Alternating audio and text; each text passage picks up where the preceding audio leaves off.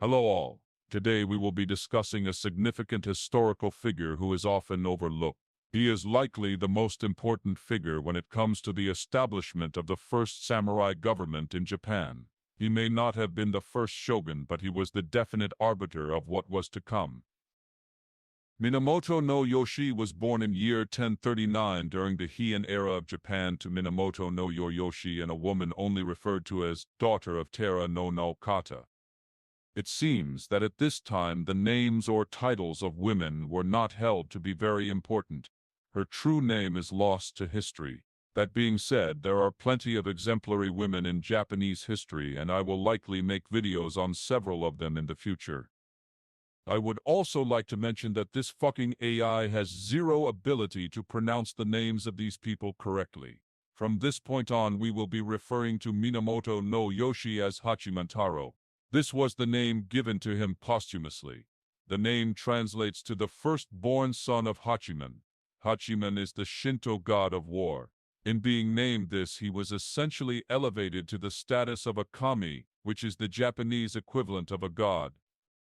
Alright, born in 1039. There is not much known about Hachimentaro's early life. He likely received a good education for the standards of this time, and also trained to be a professional soldier. At this time, the samurai were not really an established institution. There were only wealthy families who were generally offshoots of the imperial family. During this period, the northern part of Japan had been recently conquered and subjugated by military forces from the south. Initially, this proved very difficult for the southern forces because they had adopted the Chinese model of conscription. This meant that there were almost no professional soldiers in their ranks.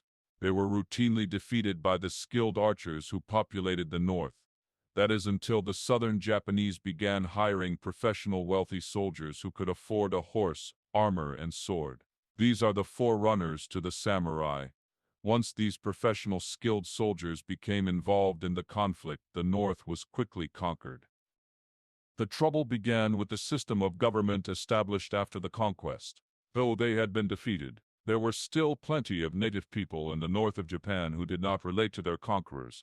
Because of this, there were two provincial governors appointed to this area.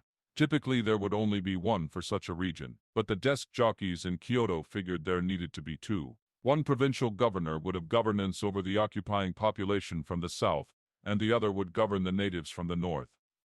In 1050, these two provincial governors came into conflict over who had official power over the region. Because of this, Hachimentaro's father was given full legal control of the region and sent north to resolve the dispute. At the age of 11, Hachimantaro went with his father to war. They primarily fought against the Abe clan during this time. The war lasted 12 years. Hachimantaro accompanied his father during almost every single battle. The war culminated in the Battle of Kawasaki.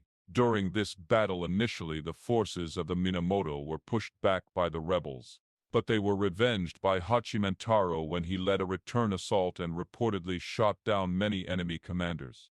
This is when he earned the name Hachimantaro, the firstborn son of the god of war, for his military prowess. After this, the fortress the rebels occupied had the water supply diverted. The fortress was then set on fire and attacked. There was fighting for 2 days, but the rebels eventually surrendered.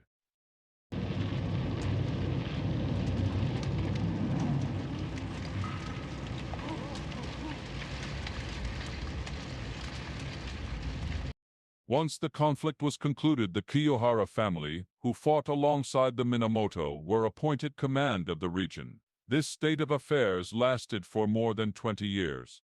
Eventually, though, the Kiyohara would prove to be poor governors. Several of the leaders of the Kiyohara family began to squabble over who had authority of the domain, and this eventually led to military conflict. This roused Hachimantaro to action. One thing of note that should be mentioned is that the previous war had the full support of the Kyoto government. They supported it financially and militarily. This next war, though, was waged independently by Hachimantaro. This suggests that he had earned a lot of influence for himself both financially and militarily since he had fought the initial war all those years ago. This shorter war came to a head at a stockade. After months of the Minamoto and Kiyohara skirmishing, it was eventually settled when the two leaders of the Kiyohara were killed during an assault led by Hachimentaro.